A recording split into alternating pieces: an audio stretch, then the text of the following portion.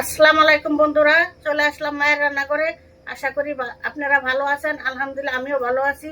আজকে রান্না করবো হলো ঝিঙ্গা দিয়া, আলু দিয়া, পাঙ্গাস মাছ দিয়ে একটা তরকারি পাক করব। দেখেন কিভাবে করি। মাছ ধুয়ে টিয়ে নিছি, মরিচ দিয়ে দিছি, মরিচের পাখি। এখন লবণ দিব, মাছটা ভেজে নিব।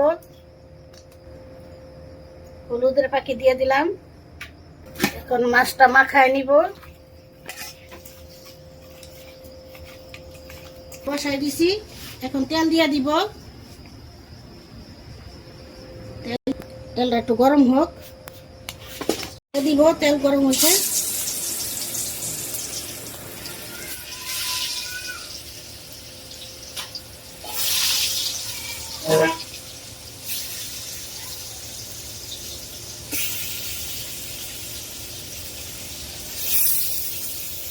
এখন উল্টো নিব।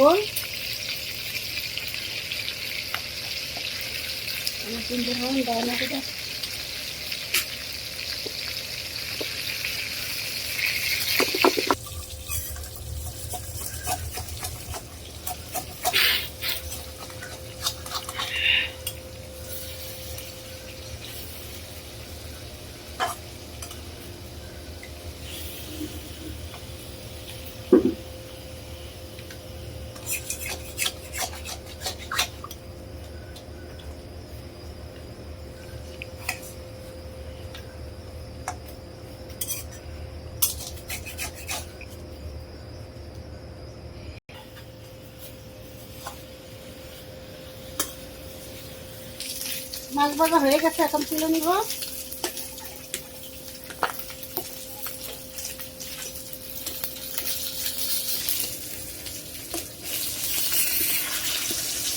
একটু তেল দিয়ে দিব, সামান্য কাঁচামরিচ দিয়ে দিব,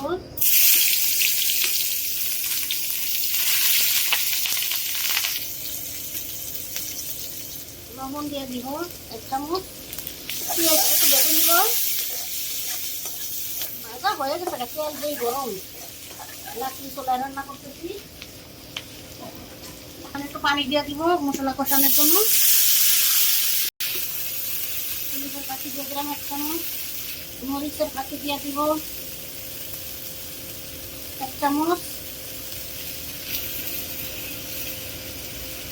ধনিয়ার পাখি দিয়ে দিব 1/2 চামচ, 1 চামচের মতো আদা রসুন বাটা দিব। কষাই নিব, মশলাটা কষানো হোক, তারপরে তরকারি দিব। আগে দিয়ে দিব যে কষানো ঝিঙ্গা তো নরম তরকারি।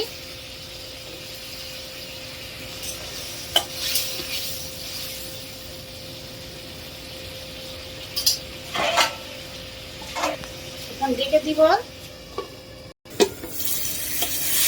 আমার আলু কষানো হয়ে গেছে, এখন ঝিঙ্গা দিয়ে দিব। ঝিঙ্গা দিয়ে দিলাম,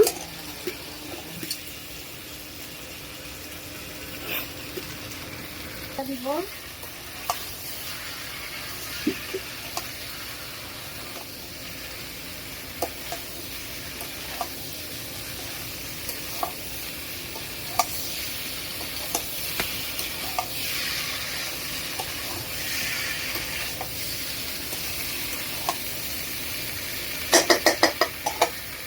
রেখে দিব, আবার একটু লাড়া দিয়ে দিব।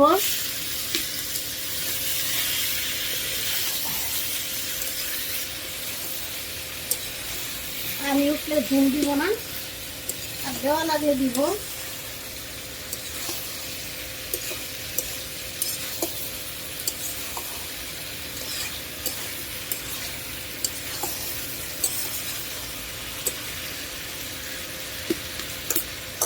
কিছুক্ষণ পরে চলে আসলাম, লাড়া দিয়ে দিব। পানি উঠছে,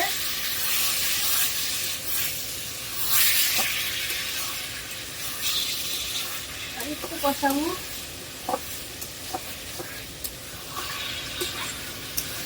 পানি দিয়ে দিব।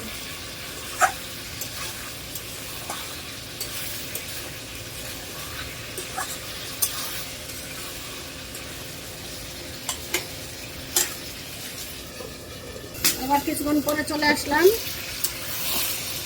সামান্য একটু দুল দিতে হবে।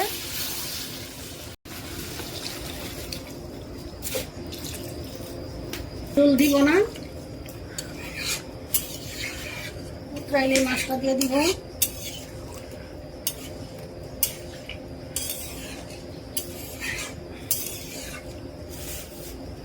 রেখে দিব। এখন উতরাই গেছে, মাছ দিয়ে দিব।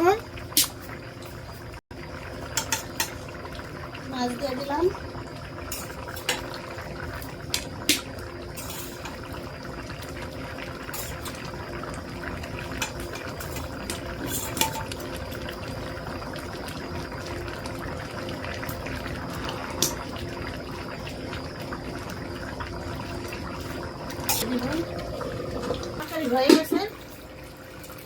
তরকারি হয়ে গেছে, এখন নামাই নিব।